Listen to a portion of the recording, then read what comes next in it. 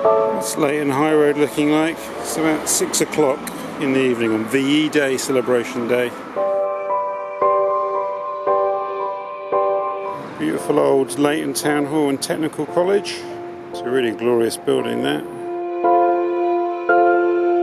Going a little bit further afield today, just across Leyton High Road, and we're going to head down to the London Olympic Park to see what that is like during lockdown. Today is Friday the 8th of May. It's the 75th anniversary of VE Day, so lots of people around the country are celebrating however they can, given the restrictions of social distancing and the lockdown. But it's a day to remember anyway. Actually, it doesn't take me more than about 15 minutes to reach the edge of the Olympic Park from where I live up in Leytonstone. It's quite a quick, direct route down here. And then we'll go for a walk around the Olympic Park. Maybe catch a bit of the glorious Lee Valley sunset, maybe. Just across Oliver Road here. It's a rather large new apartment development. Sits on the site of what was once a garage, and before that it was a school. There we have the ground of Leyton Orient Football Club down there. And running through that gully beneath the ground we have Leytonstone's Lost River, the Phillybrook.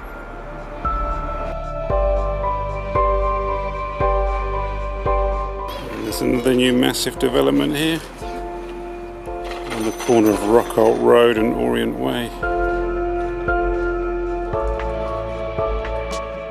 I believe this cannon here is to represent the gunpowder mills that were on this land. And that's the brave new world of Stratford down there, which is where we're heading. And this is a new bridge that was put in for the Olympics in 2012.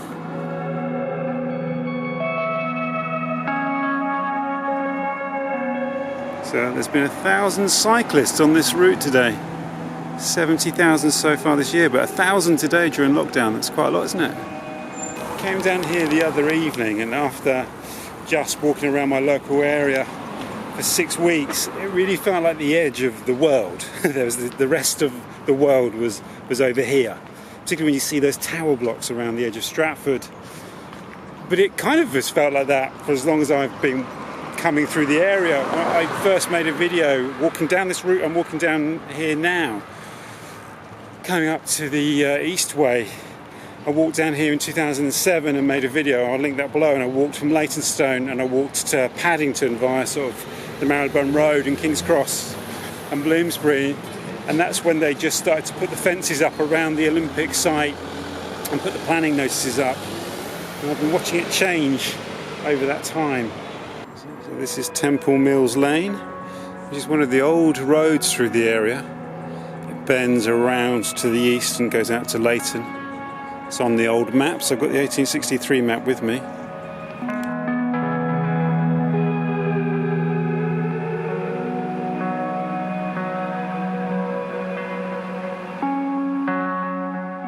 It's very literally named after the mills that belong to the Knights Templar on that ground over there in Leyton. Partly occupied. You can see there's the bus depot here, and there's an Asda and a shopping kind of retail park there. The Sports Direct and a Costa Coffee. And there we have Spitalfields Market, which hasn't been here an enormous amount of time, and it's going to be moving yet again. I'm not entirely sure where it's moving to. All that land there is going to be developed for housing.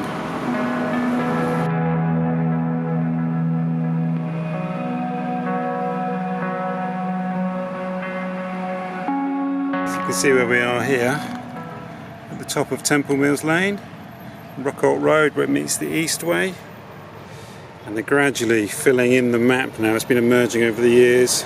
Hackney Marsh's football pitches, which was an entrance to the Olympic Park. You can see the new developments, Chobham Manor, a new housing development, and this is the park area. This is the new bit that they opened a couple of years ago, the International Quarter. Stratford Waterfront is the new kind of cultural quarter, and it doesn't seem to be on the map. And there's another area around here, which is another part of what they're calling the East Bank development. East Wick, which is a new sort of development, new suburb, and Sweetwater. And this is slightly different, Fish Island here. This is obviously outside the Olympic Park, but it's obviously been swallowed up by the development. All these old wharfs have changed their housing now.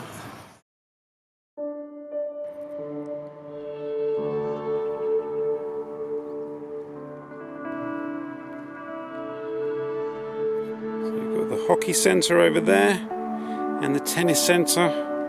They were built for the London Olympics in 2012, and they occupy the site of the Eton Manor Boys Club, which is a venerable institution of East London.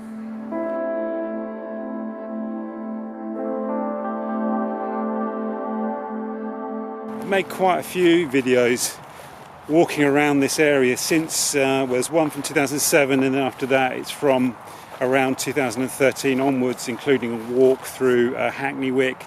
I'll put a playlist down below to those videos there, and you can kind of see the gradual development of it.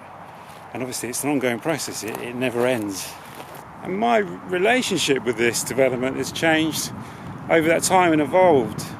And I've been, it's kind of like at the core of my book I've been working on since that summer of 2013, and I'm going to finish it during the lockdown.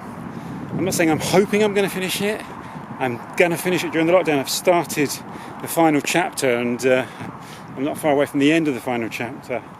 They have massive hockey tournaments down here, so sometimes you come down and there's thousands of people, and you can hear all the noise coming out of the hockey stadium, and they build extra stands here, and it's a lot of excitement. Go back towards Hackney Marsh over there. I wasn't sure what to expect in terms of the numbers of people that would be down here. I thought it would be pretty quiet, but look, this is one of the entrances into the park, and it looks fairly busy from here, doesn't it?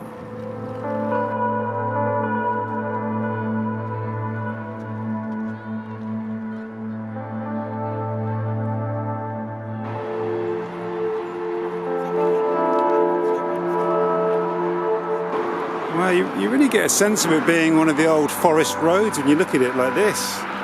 There's such a green vista up ahead. That's looking west into Hackney and towards the city. The Velodrome really is a really majestic building, isn't it?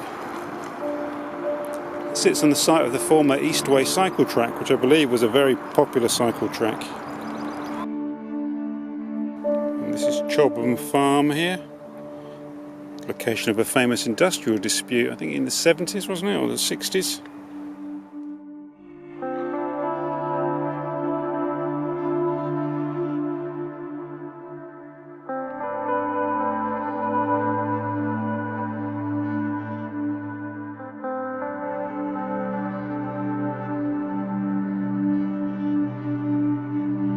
And my favourite thing about the Olympic Park, the wildflowers. They're really beautiful. They vary around the park, but they put a lot of virgin soil into the park that they took from the tunnellings for the Eurostar works, and they created new railway cuttings. And so they had soil from deep down that hadn't been didn't have invasive plant species in the soil, and it's really delightful. Like climbing these hills here. My kids would always love doing this and then rolling down them. Endless hours of fun, but it also gives us a good vantage point to see how busy it is. It's actually not too bad when you look from up here.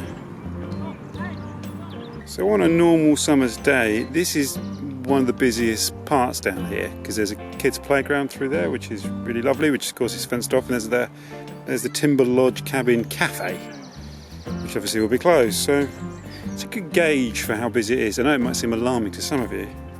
This is actually quite quiet for the Olympic Park.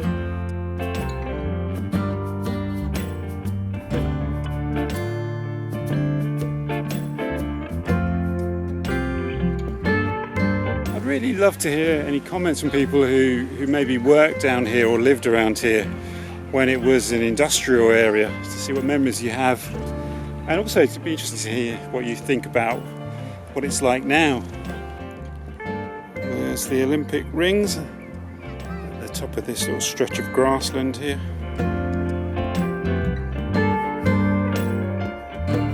This is a really good vantage point up here actually, to have a look at the park. Over there we've got Here East, which was described to me as an innovation centre. There's all sorts of really clever things going on over there. It's also where BT Sport are based, and it was the broadcast and media centre during the London Olympics. And then next to that you can see some building work going up over there. That is Eastwick, one of the new suburbs, and there's a new school over there as well. And of course down below we have the generator of it all, the glorious sacred River Lea.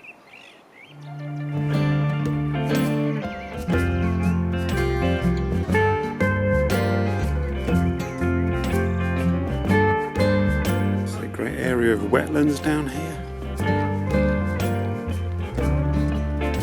And here she is, the River Lea, the sacred River Lea.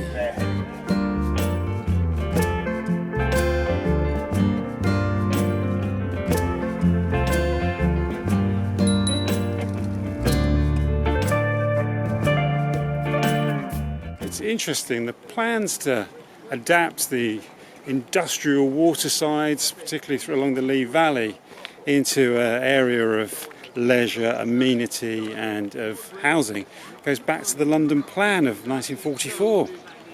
So even back then they were envisaging this, so the fact that it took until the 21st century to actually make that leap. A dissected telephone box here.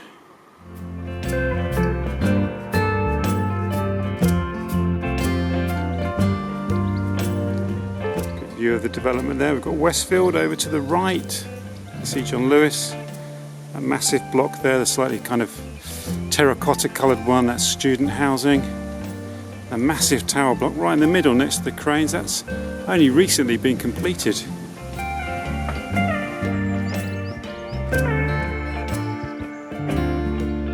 This is a good cross-section view.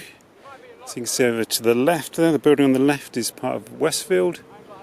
The shopping centre, the mega mall, and there you've got the relatively new international centre. And then we've got the aquatic centre next to it, and the orbital sculpture, and those cranes are over the new development. I think what they called their Stratford waterside or Stratford riverfront.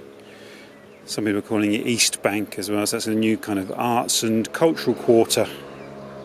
Of course, last but not least, we have the London Stadium, home of West Ham United.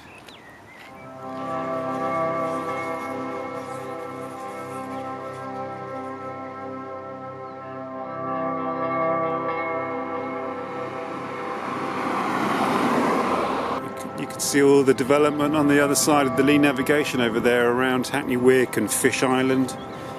Big apartment developments going up all over that side of the Lee.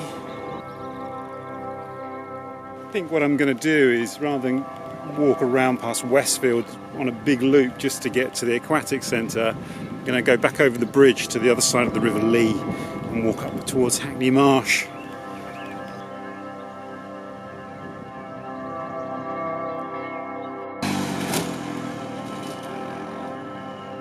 Cyclists for Hackney Wick, Clarnico Lane, Clarnico with the big confectioners, famous for their peppermint creams. Copper Box Arena is another of the Olympic venues. I saw the basketball in there one evening. It was actually a good night. Finished late and ended up wandering around an empty Olympic park at midnight. Interesting experience. So I think where this new Eastwick development was Arena Field, and then just to the north of that was the Hackney Stadium. It seems to be that way from looking at the old maps. It was greyhound racing and speedway. By all accounts, quite a colourful place. They're using these hoardings around the building site to advertise local small businesses in the neighbouring boroughs. There's an ad there for the brilliant Newham bookshop. And I can't believe that I have never been to the Doctor Who shop on Barking Road. I've been watching an awful lot of Doctor Who during the lockdown with my youngest son. So by all accounts, the government are going to start introducing some easing of the lockdown restrictions. on Monday. They're going to announce it on Sunday, and I think they come into force on Monday. Today is the 8th of May. I think they come into force on Monday the 11th. And I think really what they're going to efficiently endorse is what you've already seen people doing. People sitting around on benches, playing sports with each other, gathering in small groups. And I think really what they're doing is just endorsing what people have been doing for a couple of weeks. Anyway, based on what I've seen walking around the open spaces. So we've looped around now. I'm on the other side of the River Lea. You can see the Velodrome there on the far side. Well, that's a bit confusing. South Park? What, Cartman and Kenny? And Kyle? No, surely not.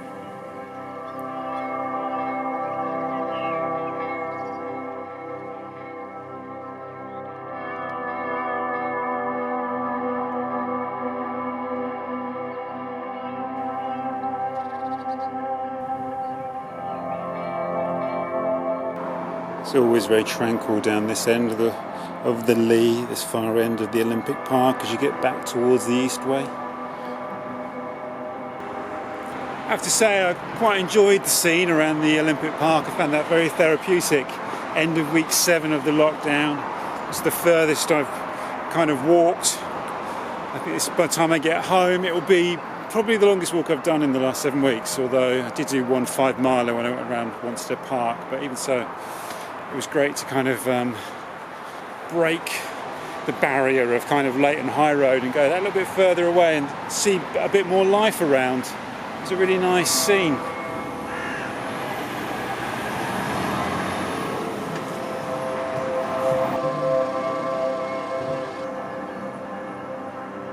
Well, thank you so much for coming on that lockdown walk around the London Olympic Park with me. I hope you're still staying well and staying safe and keeping it all together in these strange and troubling times. And as ever, I'll see you on the next walk, wherever that may be. Could be anywhere. Actually, it could be anywhere.